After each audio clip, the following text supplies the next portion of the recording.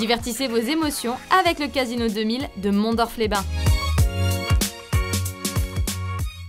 Bonjour à toutes et à tous, je suis ravie d'ouvrir avec vous cette nouvelle boîte à malice dans laquelle les mots auront une grande importance aujourd'hui puisque Roland Marcuola nous présentera son nouveau roman Jeannette qui vient clore une trilogie sensible et drôle. L'auteur et photographe Francis Kocher nous présentera quant à lui son nouveau projet Ulysse à Berlin, un récit passionnant où musique et images s'entremêlent pour mieux nous conter la capitale allemande. Enfin, nous rendrons visite à Anton Roman, sosie vocal de Daniel Balavoine, qui se produira au tram de Mézières-les-Metz le 21 avril prochain. Mais tout de suite, c'est le livre dans toute sa splendeur que nous allons célébrer à l'occasion du festival Le Livre à Metz. Que nous réserve-t-il cette année? Quels auteurs, autrices vont vous enchanter? Retrouvons la présidente Aline Brunwasser pour le savoir. Bienvenue.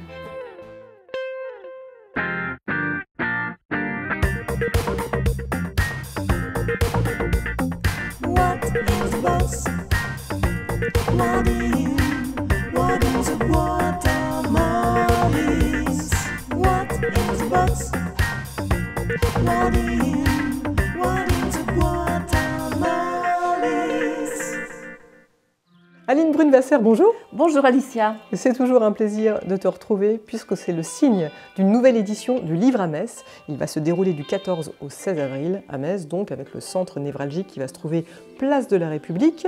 Cette année, la thématique est placée sous le signe des vertiges. Moi, quand j'entends vertige, je pense à Alain Bachung, Vertige de l'amour, mais bien sûr, ça va au-delà de ça. Oui, ça va au-delà de ça. Il y aura aussi une rencontre au sujet de l'amour, du vertige de l'amour, peut-être même deux d'ailleurs. Mais vertige, quand on y réfléchit bien, on se rend bien compte qu'il peut y avoir des tas de vertiges très différents dans des domaines très différents. Et c'est ce qu'on a voulu décliner. C'est pour ça que vertige, ça nous semblait bien correspondre à la réalité d'aujourd'hui, à ce qu'on vit tous, collectivement ou individuellement. Et puis aussi, ça nous a fait penser à des tas de sujets tels que le vertige du pouvoir, le vertige de l'écologie, le vertige de la géopolitique, le vertige des hauteurs, le vertige des sens, le vertige du climat. Enfin, je crois qu'on va décliner pas moins de 16 différents vertiges. Et encore, on n'aura pas fait le tour de la situation et de la question des vertiges. C'est vrai que le Festival de Livre à Metz, c'est bien sûr la rencontre avec plus de 200 auteurs. Et puis, tous ces débats, toutes ces rencontres, ces conférences qui vont avoir lieu, puisque le Livre à Metz, c'est littérature et journalisme aussi. Donc, on est là pour débattre. Absolument, on est là pour débattre. Et je dois dire que le festival, cette année, je crois qu'il est très très équilibré entre les auteurs, autrices et puis les journalistes. Sans compter que beaucoup de journalistes écrivent aussi des romans et mêlent les écritures du réel et de la fiction. Et c'est ça aussi qui est intéressant. Alors ça doit être un choix difficile chaque année eh bien, de trouver quels seront les parrains, les marraines du festival. Cette année, votre cœur palpite pour Natacha Apana et Émilie Aubry, entre autres. Oui, les deux invités d'honneur en littérature générale. Deux femmes, alors on cherchait à faire toujours la parité, mais au fond on s'est dit, deux femmes invitées d'honneur en littérature générale, c'est rattraper du temps perdu. C'est ça. Et puis on aura Gilles Bachelet, qui représentera la littérature jeunesse, et Emmanuel Lepage, pour la bande dessinée. Oui. Toi, tu as un coup de cœur en particulier pour un des auteurs présents? J'ai eu un coup de cœur pour Joseph Incardona, Corps solide. J'ai eu un coup de cœur aussi pour Céline Rigui, qui d'ailleurs est lauréate du prix Le Livre à Metz Marguerite Putte-Demange cette année avec son roman Berline. Qui est On a reçu dans la boîte à malice. Voilà. Et qu'on aura le plaisir évidemment de rencontrer pendant le festival. Le festival, ce sont tous ces débats, toutes ces rencontres, et puis également plein d'ateliers, c'est-à-dire qu'on est là pour dire aux gens lisez, intéressez-vous, on donne des clés aussi. Oui, on est là pour dire aux gens vous êtes libres d'écouter, d'entendre, de lire. Et vraiment, c'est cette liberté qu'on met en avant, et c'est aussi une occasion unique qu'ils ont de quasiment tout faire en même temps. rencontrer les auteurs, qui adorent ça d'ailleurs. Hein. Et puis beaucoup d'ateliers aussi en direction de la jeunesse. La jeunesse, c'est vraiment un public qui nous tient beaucoup à cœur, et c'est d'ailleurs vers lui qu'on mène de nombreuses actions tout au long de l'année, que ce soit en collège, en lycée, ou même vers des publics plus éloignés comme les adolescents hospitalisés au CHR de Metz, de Thionville, les jeunes de l'Institut national des jeunes sourds. Voilà, c'est aussi un aboutissement ce festival, c'est-à-dire qu'il va mettre en valeur et mettre à l'honneur aussi tous les travaux, les ateliers d'écriture qui auront été réalisés tout au long de l'année. C'est tout cela qu'on trouve pendant 3 jours. Parmi les nombreuses conférences tables rondes qui vont avoir lieu, est-ce qu'il y en a peut-être une ou deux que tu auras envie de nous conseiller, peut-être en particulier? Je pense à la table ronde sur le vertige de la nature avec Vincent Doumézel et Wilfried Nsondé. Alors Vincent Doumézel, lui, il prône une révolution alimentaire en nous faisant peut-être manger des algues, du plancton, toutes les ressources qu'on peut trouver au fond des océans. Et puis il y a une autre table ronde sur les vertiges où peuvent mener les investigations, et là je pense à Victor Castanet et son livre Les Fossoyeurs, où il dénonce le scandale de l'EHPAD Orpea. Oui. Donc voilà 2 tables rondes parmi les très nombreuses rencontres que je pourrais proposer. Et n'oublions pas les grands entretiens où on aura l'occasion d'entendre Pierre Aski, Véronique Ovaldé, Justine Augier et Olivier Manoni. En tout cas, les vertiges déclinés sous toutes leurs coutures, ça sera l'occasion donc du livre à Metz qui va se dérouler du 14 au 16 avril.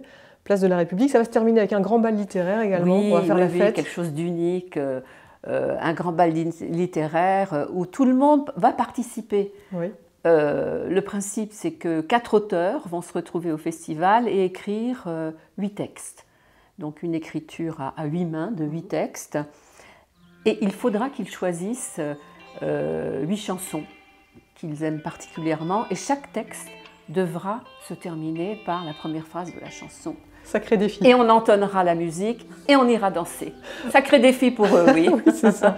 On va faire la fête, on va se cultiver, passer un super moment donc, au Livre à Metz du 14 au 16 avril. Merci beaucoup, Aline, de nous l'avoir présenté cet événement. Merci, Alicia. À bientôt. À bientôt.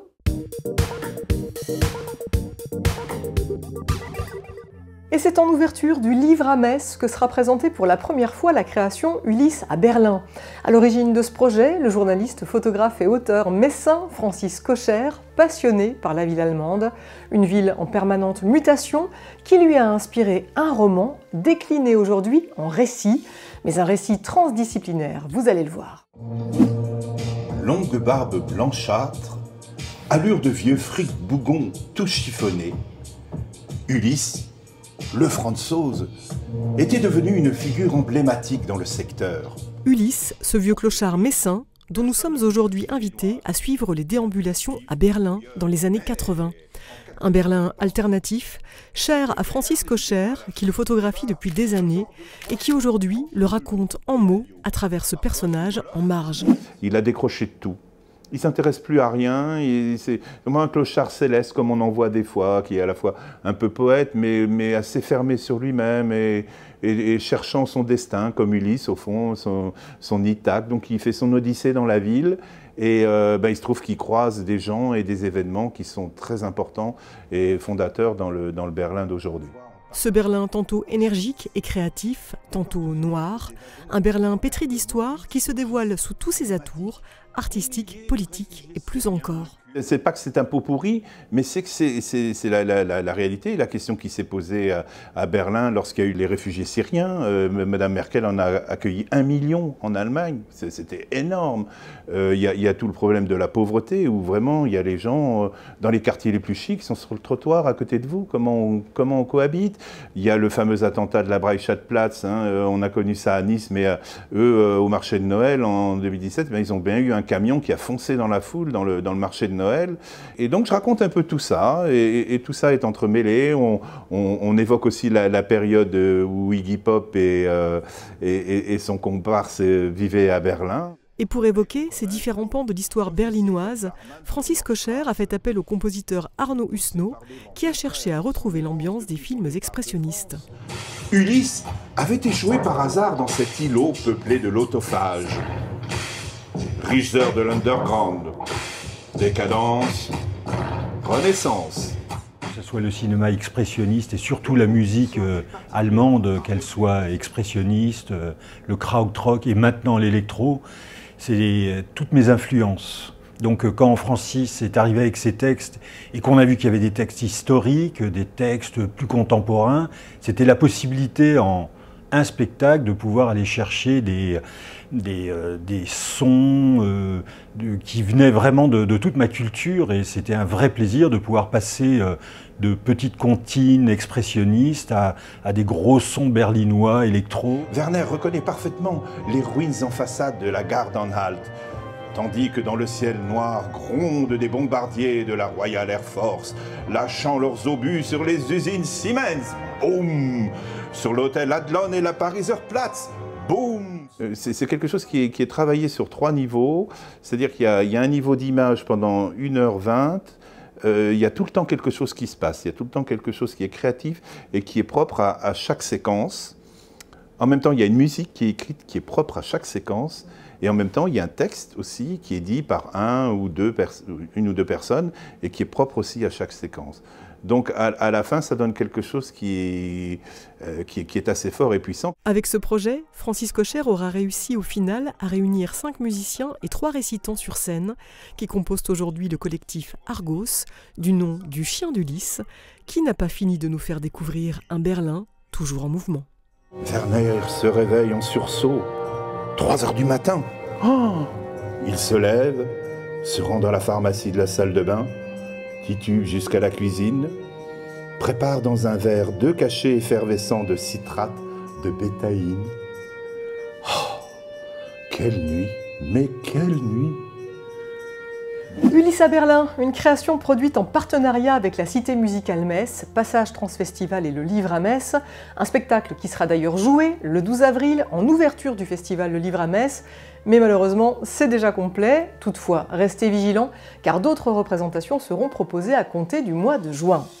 Et poursuivons toujours avec de bons mots, ceux de Roland Marcuola cette fois, qui sera présent, lui aussi, au Livre à Metz, et qui clôture la trilogie des aventures de Guido avec Jeannette, parue aux éditions L'Harmattan, Rencontre.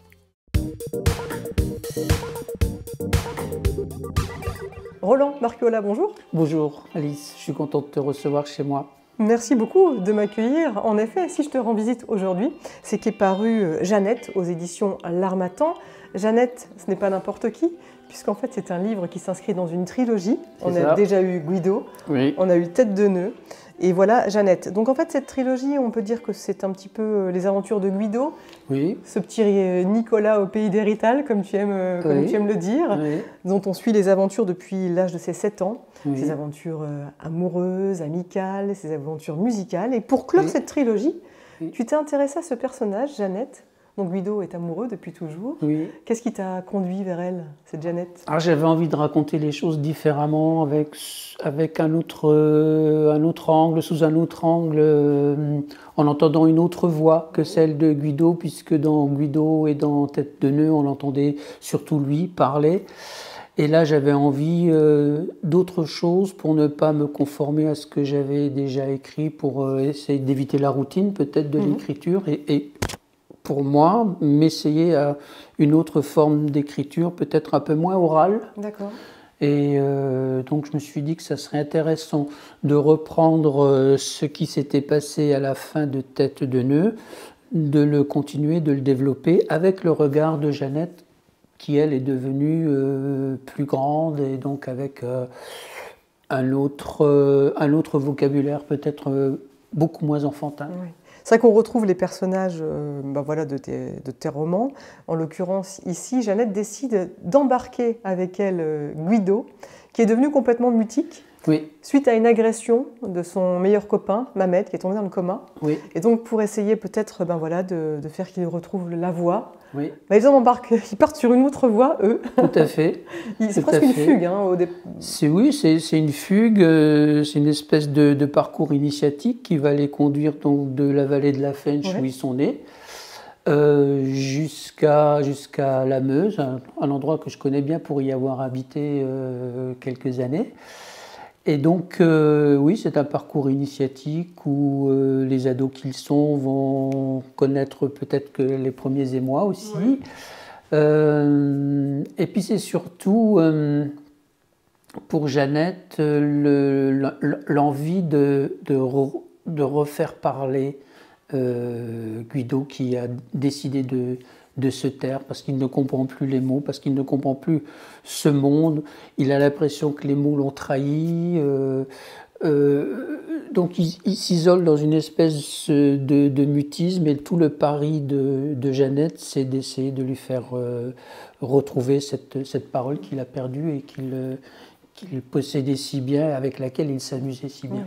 Ce qui est intéressant justement avec l'absence de parole, c'est qu'elle permet effectivement une introspection aussi et de porter un autre regard sur le monde. Et Jeannette aussi porte un autre regard sur le monde grâce à Guido. Et je me suis aperçu, mais alors complètement involontairement, que le roman que je viens de terminer, qui n'a rien à voir avec cette trilogie, creuse le même sillon, le même thème de l'introspection et de la recherche du mot juste et de la trahison des mots. Tout tourne encore une fois autour des mots, et je me suis aperçu après coup que c'était la même thématique que Jeannette, que j'étais en train de poursuivre dans le nouveau roman. Guido se taisait. Il n'avait pas ouvert la bouche depuis que la méchanterie avait cloué le bec à Mamed, son pote. À la vie, comme il disait lui-même avant tout ça. Méchanterie, c'est moi qui l'avais inventé. Un mot valise qui commence comme méchanceté et se termine comme connerie. Connanceté était possible aussi, mais c'était moins clair, me semblait-il. Quoi qu'il en soit, ça allait plus vite à écrire en un mot qu'en deux, et ça ressemblait à un de ces mots savants qui désignent des maladies, diphtérie, dysenterie, pleurésie. Et c'était vrai qu'il y avait de quoi pleurer. Il ne faut pas s'appeler Mamed quand on croise un ancien d'Algérie qui a du vomi dans la cervelle parce qu'il n'a pas digéré. Digérer quoi? Je ne sais pas au juste. Des histoires de vieux. Et moi, à l'époque, avec mes 17 ans, bientôt 18, je ne voyais qu'une chose. Mon petit homme de Guido n'ouvrait plus le bec. Il s'était barré. Barricadé au fond de sa tête. Barré comme on dit quand on trace une croix sur un nom. Barré comme on rigole pour se moquer d'un excentrique.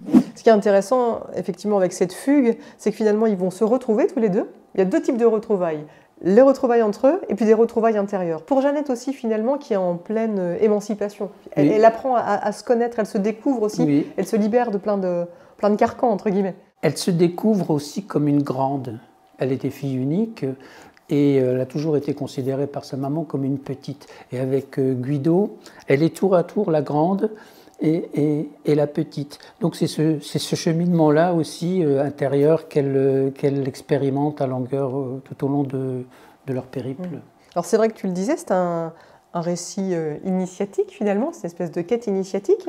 Et puis une pointe de suspense aussi va apparaître, en tout cas on va être tenu en haleine parce que nos personnages vont faire une rencontre avec deux personnages, Armistice et Lucie, qui vont accueillir nos deux héros et qui vont poser plein de questions à Jeannette. J'avais effectivement envie d'une pointe de suspense, qu'on s'interroge sur qui étaient ces personnages un peu mystérieux qu'on rencontre. Et là aussi, tout tourne autour des mots, parce que Armistice s'appelle comme ça parce qu'il est né à 11 novembre. Il est né aux Éparges, qui est un lieu historique très chargé.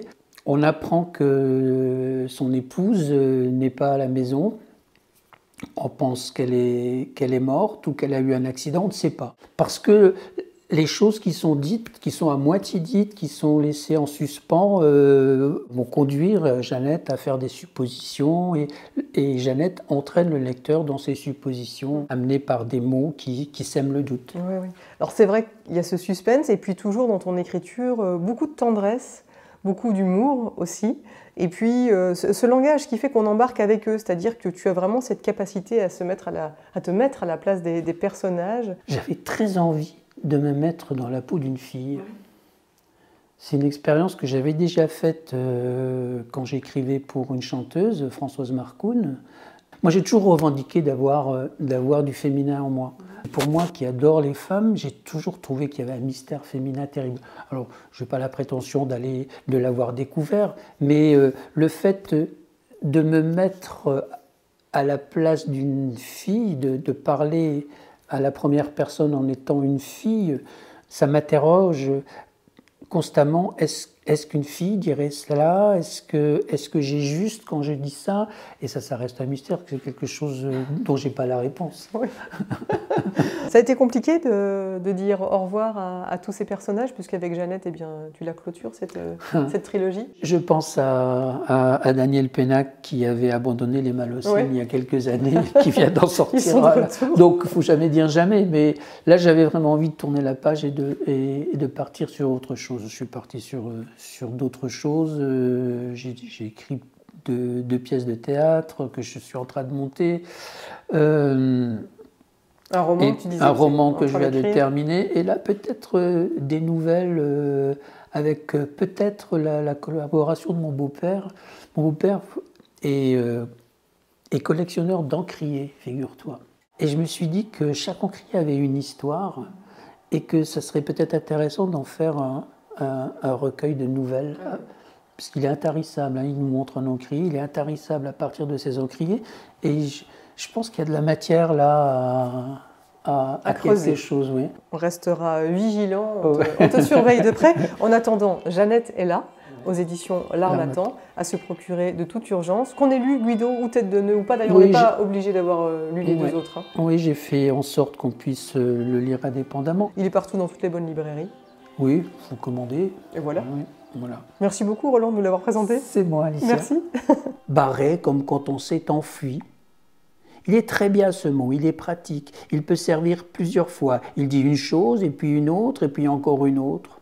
Je le prends. Barré. Guido était barré. En 2 syllabes qui se détachent pour mieux appuyer. Même pas besoin d'être valise pour contenir plus qu'il en a l'air. Et moi, Jeannette, 17 ans donc à ce moment-là, beaucoup plus à l'heure où j'écris, j'essayais de ramener mon Guido à la rive, de barrer son bateau au milieu de sa tempête intérieure, pas facile. J'ai dit tempête, j'aurais pu dire brouillard, alors sans carte, vas-y pour t'y retrouver. Roland Marcuola qui vous donne rendez-vous sur le stand de la librairie Autour du Monde à l'occasion du Livre à Metz du 14 au 16 avril. Il sera également à la bibliothèque de Cérémont-Gersange le 28 avril à 20h pour une séance de lecture, chansons et dédicaces. Et puis au Salon du Livre à Haumécourt le 30 avril ou encore à la médiathèque de Fleuranges le 26 mai. Suivez-le sur les réseaux sociaux pour en savoir davantage. Et tournons à présent une page musicale avec Anton Roman, figure incontournable dans le paysage mosellan, 53 ans de carrière déjà et toujours cet amour pour Daniel Balavoine et la Sicile, qu'il nous chante avec passion. C'est ce que nous confirme Emma Facchetti. La vie ne m'apprend rien. J'aimerais tellement m'accrocher, prendre un chemin.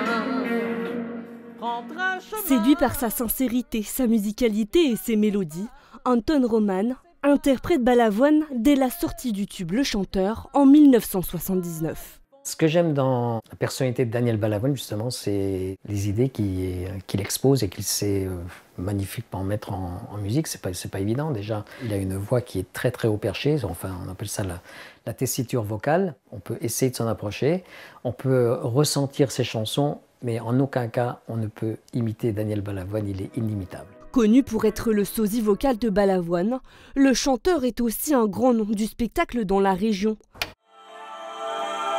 Tu te dis femme,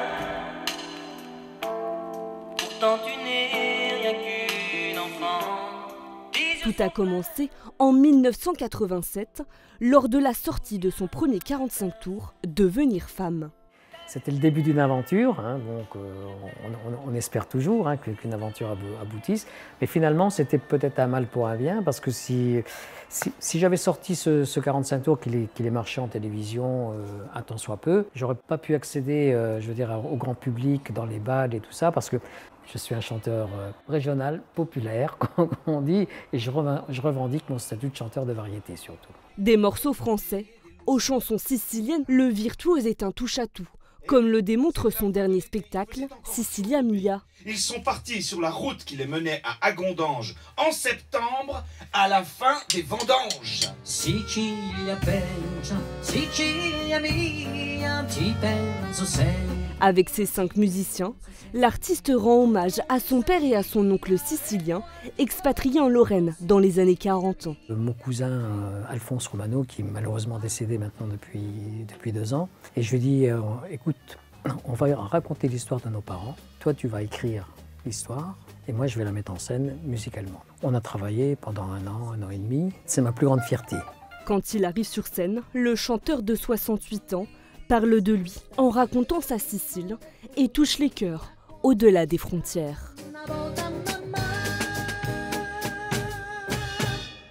Anton Roman qui chantera Daniel Balavoine et Sauvera l'amour vendredi 21 avril à 21h30 au tram de Mézières-les-Messes. Pensez à réserver vos places. Et voilà, il est déjà l'heure de refermer la boîte à malice, mais je vous donne bien sûr rendez-vous la semaine prochaine avec notamment la reine du cabaret, Clara Morgan. En attendant, prenez soin de vous. Bye bye.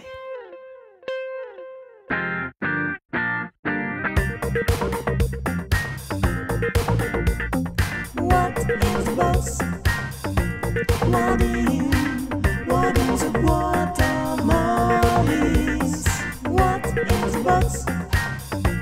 What is a guacamoles? Divertissez vos émotions avec le Casino 2000 de Mondorf-les-Bains.